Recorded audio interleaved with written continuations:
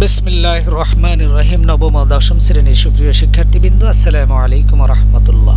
SMD Rahman's technology চ্যানেলের পক্ষ থেকে তোমাদের শুভেচ্ছা ও স্বাগতম। প্রিয় শিক্ষার্থীরা, তোমরা যারা এখনো আমার চ্যানেলটি সাবস্ক্রাইব করোনি, দ্রুত চ্যানেলটি সাবস্ক্রাইব করে চ্যানেলের সঙ্গে যুক্ত থাকো। প্রিয় শিক্ষার্থীরা, তোমাদের ইসলাম শিক্ষা পাঠ্যপুস্তকের উপরে প্রথম অধ্যায়ের পাঠ 9 রিসালাতের গুরুত্বপূর্ণ একটি অংশ খতমে নবুয়াত নিয়ে একটি বিশেষ ক্লাস নিয়ে এসেছি আমি মোহাম্মদ মিজানুর রহমান। প্রিয় শিক্ষার্থীরা, আজকের এই ক্লাসটি দশম শ্রেণীর, বিশেষ করে যারা 2026 সালে পরীক্ষা দিবে তাদের জন্য খুবই ইম্পর্টেন্ট, যেহেতু এখান থেকে 2024 সালে প্রশ্ন এসেছিল। তোমাদের জন্য পরে প্রশ্নটা খুবই ইম্পর্টেন্ট। প্রথম যে প্রশ্নটা 20 পৃষ্ঠায় রয়েছে সেটা হলো, নবুয়তের ধারা বা ক্রমধারা বলতে কি বোঝায়?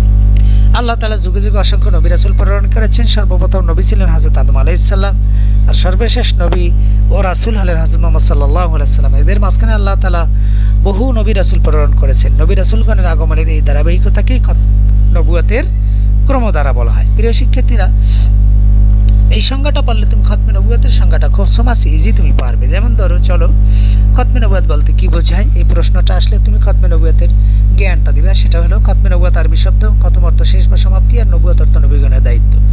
সুতরাং খতমে নবুয়ত অর্থ নবীগণের দায়িত্বের পরিসমাপ্তি, অর্থাৎ নবুয়তের পরিসমাপ্তি।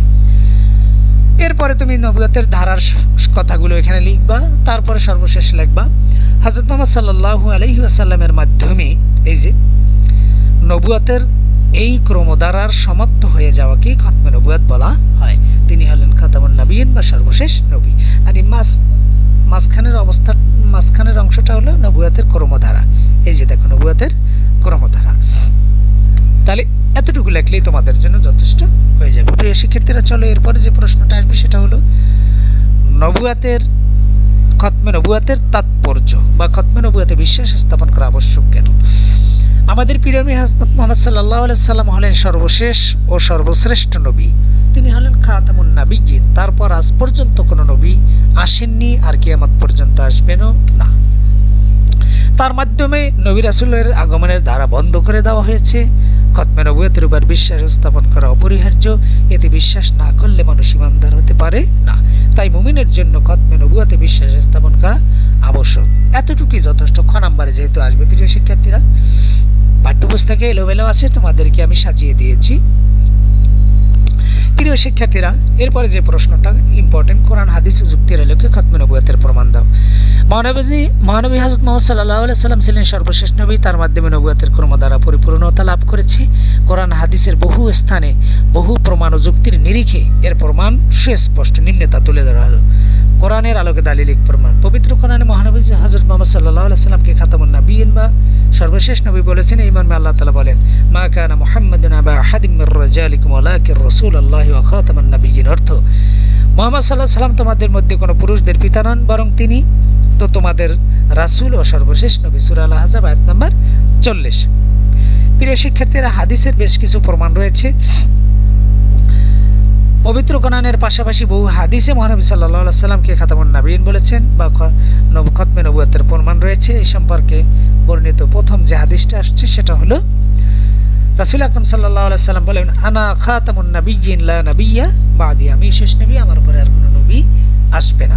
সহিহ মুসলিম শরীফের হাদিস। 2 নম্বর হাদিসে রাসূল বলেন, রিসালাত ও নবুয়তের দ্বারা বন্ধ করে দেওয়া হয়েছে, আমার পর আর কোনো নবী রাসূল আসবে না। তিরমিজি শরীফের হাদিস। 3 নম্বর হাদিসে রাসূল সাল্লাল্লাহু আলাইহি ওয়াসাল্লাম বলেন, বনি ইসরাইলের নবীগণই নেতৃত্ব দিতেন, অর্থাৎ নবুয়তের নেতৃত্ব দিতেন।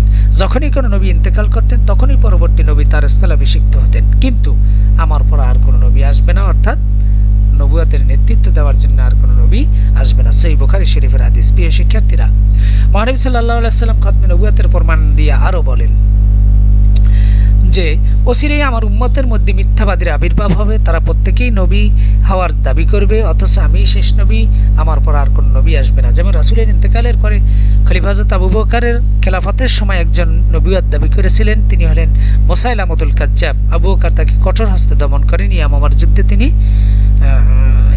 তাকে দমন করা হয়। প্রিয় শিক্ষার্থীরা, রাসূল আকরাম সাল্লাল্লাহু আলাইহি ওয়াসাল্লাম একটি হাদিসের মাধ্যমে, উপমার মাধ্যমে খতমে নবুয়তের ব্যাখ্যা করেন। তিনি বলেন, আমিও আমার পূর্ববর্তী নবীগণের দৃষ্টান্ত হলো এরূপ যে একটি লোক একটি দালান নির্মাণ করলো, খুব সুন্দর লোভনীয় করে তা সজ্জিত করলো, কিন্তু তার ওই গৃহের কর্নারে কোনো একটা জায়গায় একটা ফাঁকা রেখেছে, একটা ইট রাখার মতো ফাঁকা রেখেছে।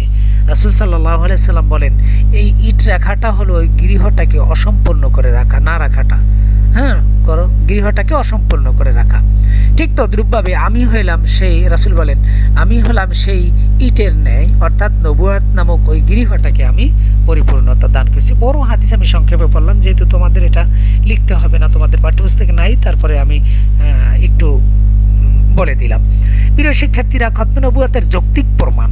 পৃথিবীতে একজন নবীর পরে আরেকজন নবী আসার 3টি যৌক্তিক কারণ রয়েছে। 1 নম্বর কারণ হলো পূর্ববর্তী নবীর শিক্ষা বিলুপ্ত হলে, 2 নম্বরে পূর্ববর্তী নবীর শিক্ষায় অসম্পূর্ণতা থাকলে সেখানে সংযোজন বা বিয়োজনের প্রয়োজন হলে, 3য় নম্বর হলো পূর্ববর্তী নবী নির্দিষ্ট একটা এলাকা বা দেশ বা নির্দিষ্ট একটা স্থানের জন্য নির্ধারিত হলে তাই অন্য একটা এলাকার জন্য নবী প্রয়োজন হয়। কিন্তু আমরা এই যৌক্তিক কারণগুলোর সাথে সাথে জানবো এবং এটা খণ্ডন করার চেষ্টা করবো। চলো, 1 নম্বর, পূর্ববর্তী নবীর শিক্ষা বিলুপ্ত বা বিকৃত হয়ে গেলে এই যুক্তিটা আমরা খণ্ডন করব কিভাবে? দেখো, আমাদের নবীর রেখে যাওয়া শিক্ষা বা আদর্শ অর্থাৎ কোরআন ও হাদিস এখনো অবিকৃত অবস্থায় রয়েছে, এখানে কোনো বিকৃত হয়নি, কিয়ামত পর্যন্ত বিকৃত হবেও না, সুতরাং নবী আসার কোনো প্রয়োজন নেই। 2 নম্বর, অর্থাৎ পূর্ববর্তী নবীর শিক্ষা অসম্পূর্ণ হয়ে পড়লে কিংবা তাতে কোনো কিছু নতুন সংযোজন বা বিয়োজনের প্রয়োজন হয়ে পড়লে নবী আসার প্রয়োজন হয়। কিন্তু আমাদের নবীর যে শিক্ষা বা আদর্শ সেটা ছিল পরিপূর্ণ এবং পূর্ণাঙ্গ, এর মধ্যে কোনো সংযোজন বা বিয়োজন করার সুযোগ নেই। যুক্তি খণ্ডন করছি, কিন্তু এতে কোনো অসম্পূর্ণতা নেই, কোনো রূপ সংযোজন বা বিয়োজনের প্রয়োজনই নেই। এই মর্মে আল্লাহ তাআলা বলেন, আল-ইয়াওমা আকমালতু লাকুম দীনাকুম ওয়া আতমামতু আলাইকুম নি'মাতি ওয়া রাদিতু লাকুমুল ইসলামা দীনা। অর্থ, আজ আমি তোমাদের জন্য তোমাদের দিনকে পরিপূর্ণ করে দিলাম, অর্থাৎ দিন পরিপূর্ণ হয়ে গেছে, সুতরাং সংযোজন বিয়োজনের প্রয়োজন নেই, নবী আগমনেরও প্রয়োজন নেই। তোমাদের উপর আমার নিয়ামতকে সম্পূর্ণ করলাম এবং ইসলামকে তোমার দিন হিসেবে মনোনীত করলাম। সূরা মাইদা আয়াত 3। প্রিয় শিক্ষার্থীরা, 3য় যে যুক্তিটা সেটা খণ্ডন করবে সাথে সাথে, সেটা হলো পূর্ববর্তী নবী শিক্ষা কোনো বিশেষ স্থান বা কালের জন্য নির্দিষ্ট হলে। নবী করিম সাল্লাল্লাহু আলাইহি সাল্লাম, এই যুক্তিটা আমরা এভাবে খণ্ডন করব, কোনো বিশেষ স্থান বা কালের জন্য আসেননি, বরং তিনি সর্বকালের সকলের জন্য নবী। আল্লাহ তাআলা এই মর্মে বলেন, ওমা আরসালনাকা ইল্লা কাফাতাল লিন-নাসি বাশীরান ওয়া নাযীরা। হে নবী, আমি তো আপনাকে সমগ্র মানব জাতির প্রতি সুসংবাদদাতা এবং ভয় প্রদর্শনকারী হিসেবে প্রেরণ করে। সূরা আশ-শাবা আয়াত নাম্বার 28। অন্য আয়াতে আল্লাহ তাআলা আরো বলেন, কুল ইয়া আইয়ুহান নাস ইন্নী রাসূলুল্লাহি ইলাইকুম জামিআ। আল্লাহ বলেন, হে মানুষ, আমি রাসূলকে উদ্দেশ্য করে বলেন, হে নবী আপনি বলুন, হে মানুষ, আমি তোমাদের সকলের জন্য আল্লাহর রাসূল হিসেবে প্রেরিত হয়েছি। সূরা আল-আরাফ আয়াত 158। অর্থাৎ প্রিয় শিক্ষার্থীরা, নবী রাসূলগণের আগমনের 3টি কারণে একটু বর্তমানে প্রযোজ্য নয়, সুতরাং নতুন কোনো নবী আগমনের প্রয়োজন নেই। আমাদের উপমহাদেশে কিন্তু একজন নবী দাবি করেছিলেন, গোলাম আহমেদ কাদিয়ানী, তার প্রতি বিশ্বাস স্থাপন করা কুফরি, তাকে বিশ্বাস করা যাবে না, খতমে নবুয়তে বিশ্বাস করা ফরজ। সুতরাং নবী হওয়ার দাবি কেউ পৃথিবীতে করতে পারবে না। যদি কেউ মিথ্যা নবী দাবি করে তাহলে সে হলো বন্ড, সে হলো মিথ্যুক, কাফির, তার বিরুদ্ধে আমাদের সোচ্চার হতে হবে। প্রিয় শিক্ষার্থীরা, চলো আজকের পাঠটা এই পর্যন্তই। তার আগে তোমাদেরকে কিছু বাড়ির কাজ দিয়ে দিচ্ছি। ধরো, নবুয়তের দ্বারা বলতে কি বোঝায়, খতমে নবুয়ত বলতে কি বোঝায় ব্যাখ্যা করো।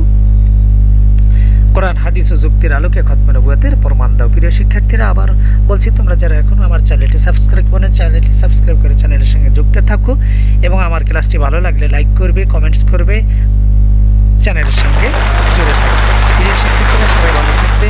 আজকের মতো এখানেই শেষ করছি। আসসালামু আলাইকুম ওয়া রাহমাতুল্লাহি ওয়া বারাকাতুহু।